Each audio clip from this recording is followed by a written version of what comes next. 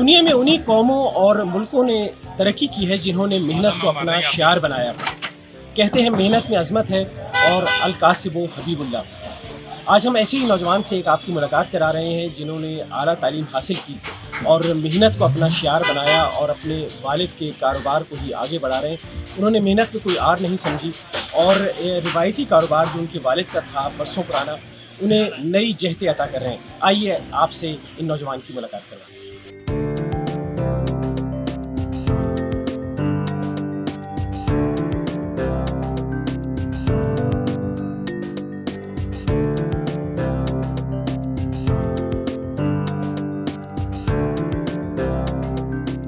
जनाब, आपने न्यूज़ 360 को वक्त दिया, आपका बहुत शुक्रिया। ये फरमाइएगा कि लोग मेहनत से जी कतराते हैं, जी चुराते हैं, लेकिन आपने आला तालीम भी हासिल की और उसके बावजूद जो है वो आप कारोबार में आए, अपने वालिद के कारोबार में आए और आप मेहनत मुशक्क़त कर रहे हैं। इसका क्या पस मंज़र है, क्या वजह है? जी बिल्कुल ऐसे ही है, क्योंकि एक जॉब में और बिज़नेस में बड़ा फ़र्क है। जॉब में ये है कि आप ठीक है, उसमें थोड़ा सा आपका माइंड का काम ज़्यादा होता है, फ़िज़िकली थोड़ा कम होता है। इसमें फ़िज़िकली काम जो है वो ज़्यादा है, लेकिन मेन मकसद यही है कि जब आपने तालीम हासिल की है और आपने एजुकेशन ऐसे सब्जेक्ट्स में हासिल की है तो फिर आपको बिज़नेस की तरफ ही जाना चाहिए बजाय आप जॉब की तरफ जाएँ।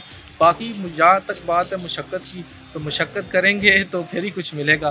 तो अल्हम्दुलिल्लाह आई एम सैटिस्फाइड और इसमें कोई वो ऐसी मुशक्क़त वाली बात नहीं है। एक टाइम आता है फिर यही कारोबार ग्रो कर जाता है, फिर आप बैठे होते हैं और यही काम लोग कर रहे होते हैं और फिर आप रिलैक्स हो जाते हैं। जी, अपनी तालीम के बारे में बताइएगा। आपने आला तालीम हासिल की, कुछ डिग्रियों की तफसीलात बताइए। जी बिल्कुल, मैंने मास्टर्स किया बैंकिंग एंड फाइनेंस में गवर्नमेंट यूनिवर्सिटी से, और फिर वो करने के बाद मैंने एक दो जगह पे जॉब भी की है एज अ ट्रेनिंग, लेकिन उसके बाद मैं फ़ौरन जो है वो अपने बिज़नेस की तरफ ही आ गया। तो आपने जिस तरह जॉब आपने कहा, तो जॉब क्यों छोड़ दी, जॉब कंटिन्यू क्यों नहीं की और इस कारोबार की तरफ क्यों आए?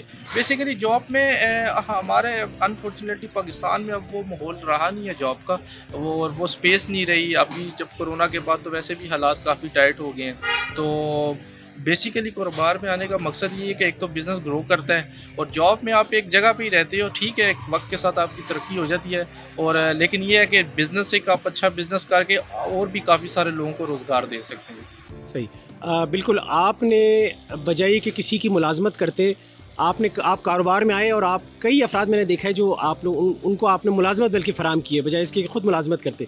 कितने अफराद जो है वो आपके इधर मुलाजिम? माशाल्लाह उस टाइम तो हमारा एक भी मुलाजम नहीं था जब हमने स्टार्ट लिया था। तकरीबन हाफ़ KG 1 KG से हमने स्टार्ट लिया था उस टाइम। तो आज अल्हम्दुलिल्लाह हमारे पास 10 हैं, 8 से 10 बंदे हैं जो काम करके वो भी कम पड़ जाते हैं। सही। और ये कारोबार आपका कितना पुराना है और इसकी इब्तिदा किसने की थी? जी, इसकी इब्तिदा वालिद साहब ने की थी और वो एक काम से ये पार्क में जो है वो उन्होंने स्टार्ट लिया था इसका, लेकिन वो ज़ायके की वजह से और मेयार की वजह से वो गाहक बनता गया और फिर हमने ये तकरीबन 5 to 6 ईयर ओल्ड तकरीबन ये हमने शॉप ली थी और 17 to 18 ईयर्स ओल्ड हो चुके हैं हमने। कोई पढ़ा लिखा शख्स जो कारोबार की तमाम जहतें जानता हो, जो ख़ास तौर पे, और इसके अलावा अगर आप खाने पीने के कारोबार से वाबस्ता हैं तो उसमें सफाई सुथराई का ख्याल रखना, न्यूट्रिशन आप सही, और दीगर जो उसकी तफसीलात हैं कि जो चीज़ आप दे रहे हैं वो सेहत बख्श भी हो, ग़िज़ाइयत बख्श भी हो, साफ़ सुथरा भी हो, तो एक पढ़ा लिखा शख्स इस कारोबार को कैसे बेहतर तौर पे कर सकता है? देखें, बेसिकली कारोबार सब ही कर रहे हैं, काफ़ी रेस्टोरेंट्स लोग चला रहे हैं, लेकिन एक पढ़ा लिखा आप वाली बात कि अगर आ रहा है तो उसमें कुछ नया भी होना चाहिए। और फिर बिल्कुल ऐसे ही है, हम अभी जैसे हमारे ये चने हैं, अब इसकी खसूसियत ये है कि अभी ये 2:30-3 बजे ख़त्म हो जाते हैं।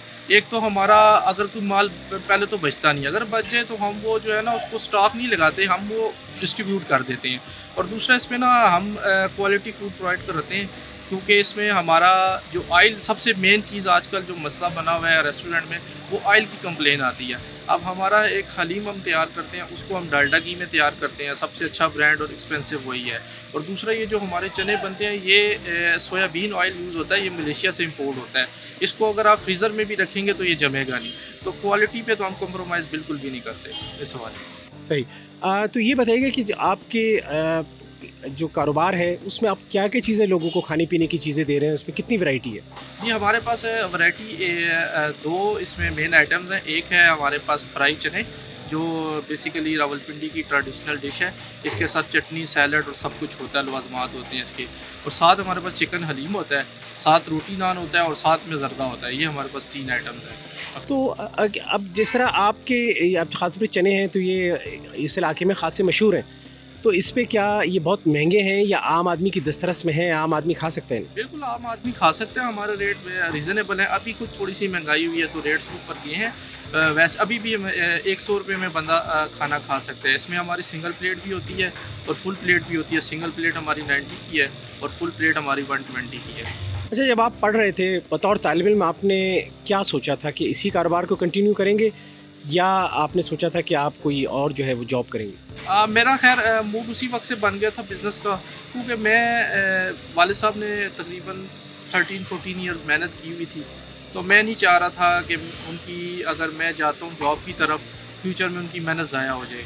क्योंकि एक कारोबार उन्होंने मेहनत करके चलाया था, तो मैं भी फिर उसी को आगे लेके बढ़ाऊँ। और इंशाल्लाह मेरा यही मोटिव है, इंशाल्लाह इसको ग्रो भी करूँगा। और जो आजकल जिस जदीद सिस्टम से काम हो रहे हैं, इंशाल्लाह उसको उसी पे लेके जाऊँ। जी हाँ, बिल्कुल। जिस तरह आपने कहा कि अब कारोबार की नौइयत तब्दील भी हो रही है। अब जिस तरह कोरोना आया उसने भी चीज़ें बहुत सारी तब्दील कर दी और लोग ये चाहते हैं कि घर बैठे उन्हें मुख्तलिफ़ चीज़ें मिल जाएँ और बाहर ना जाना पड़े। तो इसमें अब आप इस कारोबार को कोई इसमें जिद्दत भी लेके आ रहे हैं कि आम आदमी जो दूर अगर रहता है या घर में है, अब वैसे मैंने आप देखा कि जिस तरह आज हम आए तो हमने देखा कि आपके यहाँ पर बहुत ज़्यादा रश था और खाने के लिए बहुत सारे लोग आए, लेकिन बच्चे हैं, ख़वातीन हैं या कोई अगर ये चाहे कि उसे घर में चीज़ें मिल सकें, तो क्या ऐसी भी कोई सहूलत आप दे रहे हैं? जी बिल्कुल, ये जैसे ही कोरोना आया था तो उसके बाद इसकी सबसे ज़्यादा ज़रूरत इसी की थी कि लोगों को घर पे खाना पहुंचाया जाए। तो उसके लिए वो फिर डिफरेंट ऐप आई, जैसा कि लोगों को पता भी होगा, फूड पांडा आई, हम उस पर रजिस्टर हुए। फूड पांडा का रेडियस तकरीबन 4 to 5 किलोमीटर है। अगर कोई 4 to 5 किलोमीटर हमारे रेस्टोरेंट के आता है तो वो फूड पांडा के थ्रू मंगवा सकता है। उसके बाद इस्लामाबाद को देखा जाए तो फिर हमने एक ऐप और हमने करवाई थी रजिस्टर, वाह फूड के नाम से। ये भी एक नई ऐप आई, तो ये इस्लामाबाद में अच्छी सर्विसेज दे रही है। तो इस्लामाबाद का जो ऑर्डर्स होते हैं मीन्स के 4-5 किलोमीटर से अबव, वो हम वाह फूड पे दे रहे हैं। और अगर कोई रावलपिंडी से भी ऑर्डर करना चाह रहा है तो फिर हमने एक तीसरी ऐप करवाई थी जो भी ऐप के नाम से, तो वो हमें रावलपिंडी तक भी हमारा जो है ना ऑर्डर लोगों को डिलीवर कर रहा है एक रीज़नेबल डिलीवरी फीस में। यानी इसका मतलब ये कि जहाँ आपकी दुकान है सिर्फ इसी इलाके में नहीं बल्कि दीगर इलाकों से भी लोग आपकी तरफ पास आते जी हैं? बिल्कुल, हमारा बेसिकली ये जो काम है, हमारा ज़्यादा कस्टमर आउटसाइडर्स है, जो दूर दूर से लोग आते हैं जायके की वजह से, म्यार की वजह से। तो हमारा कस्टमर जो है ही दूर का, लेकिन जब से ये ऐप पे हमने उनको किया है, रजिस्टर किया, तो उसके बाद वो काफ़ी उनको भी आसानी होगी है कि वो आज ऑफिस में बैठ के जो है ना वो अपना खाना मंगवा लेते हैं। अच्छा, जिस तरह आपने बताया कि वालिद साहब ने आपका कारोबार शुरू किया और कारोबार जो है उसको वसअत भी मिल रही है क्योंकि खुश जायका चीज़ें आप देते हैं, नफासत के साथ, सफाई के साथ, मुनासिब दामों पर।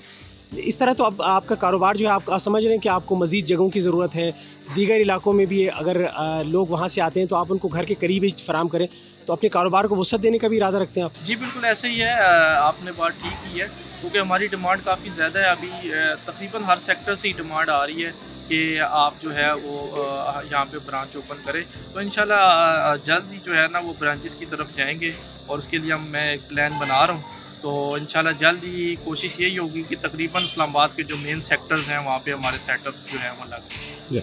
लोग इस तरह के कारोबार की जानिब आने में शर्म महसूस करते हैं, लेकिन आपने क्या सोचा और क्या सोच के आला तालीम के बावजूद आप इस कारोबार की जानिब आए? देखें, इसमें शर्म वाली बात कोई नहीं है। देखें, अपने मेहनत करनी है और मेहनत का सिला भी मिलना होता है।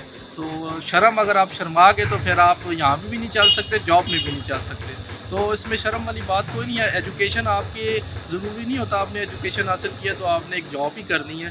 तो एजुकेशन में यही होता है कि आपने अपने आप को बिल्ड करना होता है उसमें, तो फिर आप जिस तरफ भी निकल जाओ तो वो आप कामयाब होते हैं। उसमें ऐसा शर्म वाली कोई बात है नहीं। तो जब हमारे यहाँ पर जो आला तालीम याफ्ता नौजवान हैं वो कारोबार की बजाय, मेहनत की बजाय वाइट कॉलर जॉब तलाश करने में लग जाते हैं, उन्हें आप क्या पैगाम देंगे? क्या उन्हें मुलाजमतों की तलाश जारी रखनी चाहिए या अपना कारोबार शुरू कर लेना चाहिए? मेरा ख्याल से उनको ज़्यादा अपना टाइम ज़ाया नहीं करना चाहिए, क्योंकि मुलाजमतों के कुछ हालात ठीक नहीं है अभी हमारे मुल्क में, क्योंकि जब से कोरोना आया उस वजह से भी अभी ऑफिस में स्पेस वो नहीं रही, क्योंकि ज़्यादा वर्क आपको पता है वो चला गया घरों में कंप्यूटराइज। तो मेरा उनको यही पैगाम है कि वो अपना छोटा सेटअप कोई भी कारोबार ये उनके अपने माइंड तक है, जो उनका दिल करता है, जिसमें उनका वो देखें उनका दिमाग किस चीज़ में चल रहा है, ठीक है, तो वो उसमें जाएँ, इंशाल्लाह क्लिक करें तो मेरा यकीन है कि इंशाल्लाह वो कामयाब होंगे। और ठीक है, एक बड़ा सेटअप ना लगाएं, छोटे से स्टार्ट लें। तो बाकी ये है कि पाकिस्तान में कारोबार के लिहाज से काफ़ी स्पेस है, अभी बहुत ज़्यादा स्पेस है, लेकिन बात आप वाली के नौजवान डरते हैं तो थोड़ा सा वो महसूस करते हैं कि पता नहीं क्या होगा। ऐसा कुछ भी नहीं होता, बस बिस्मिल्लाह करके आप शुरू करें, इंशाल्लाह अल्लाह खैर करेगा। अच्छा, आपकी दुकान पर जो लोग आते हैं खाने के लिए, तो उनकी ज़्यादा क्या उनकी डिमांड क्या होती है और किस तरह का जायका वो मांगते हैं, और क्या आप उसमें तब्दीली भी लाते रहते हैं कुछ उनकी डिमांड के मुताबिक? नहीं, इसमें है डिश तो एक जो स्टैंडर्ड उसका रखा हुआ है वही होती है, उसमें चेंजेस नहीं हम लाते। तो उसमें ये होता है कि साथ जिस तरह हमारे चने हैं उसके साथ चटनी होती है। अब चटनी हमारी बिल्कुल खालिश होती है, उसमें पानी वगैरह हम ऐड नहीं करते, ठीक है, धनिया पुदीना उसमें काफ़ी लाजमात 8-10 किस्म के, तो चनों के साथ चटनी की हमारी डिमांड जो है ना वो सबसे ज़्यादा होती है। और उसके बाद जो फ्राइड मिर्च होती है वो कस्टमर सबसे ज़्यादा हमसे मांगता है और डिमांड करता है कि आप वो फ्राई मिर्च दें, क्योंकि लोग ज़रा ना चटपटा खाना पसंद करते हैं। बाकी इन चनों में और उन चनों में ज़रा डिफरेंस ये है, वो थोड़े शोरबे वाले चने होते हैं, ये बेसिकली जो है ना वो फ्राइड होते हैं और मसाले वाले होते हैं, इसमें ग्रेवी का कंसेप्ट नहीं होता, लेकिन साथ में चटनी सैलड अचार वगैरह होता है, तो वो ये उससे ज़्यादा आपको टेस्ट में जो है ना वो अच्छे लगते हैं। तो ये कोई ख़ास रेसिपी है, और क्या रेसिपी है इसे बनाने की? इसकी बिल्कुल रेसिपी ख़ास ही है, और मज़े की बात यह है कि ऐसी रेसिपी है कि इसको अभी तक यूट्यूब पे भी ये रेसिपी नहीं आ सकी। हालांकि दुनिया की कोई डिश मैं नहीं समझता कि कोई ऐसी डिश है जो यूट्यूब पे ना आई हो, लेकिन ये नहीं आ सकी, क्योंकि ये सीक्रेट ये कुछ ही लोगों के पास फ़न है। जैसे रावलपिंडी में कुछ लोग हैं उनके पास ये फ़न है, और कुछ 2-4 इस्लामाबाद में भी हैं, अच्छा बना रहे हैं। तो इसमें यह है कि कुछ लोगों का ये है उनके पास एक्रेसी है, तो आउट उन्होंने नहीं की कभी, तो हमें भी जिन्होंने सिखाई है उनसे यही है कि आप जो है इसको आगे लीक ना करें। लेकिन इसमें बाद लोग कहते हैं सोडा बहुत इस्तेमाल किया जाता है इस तरह के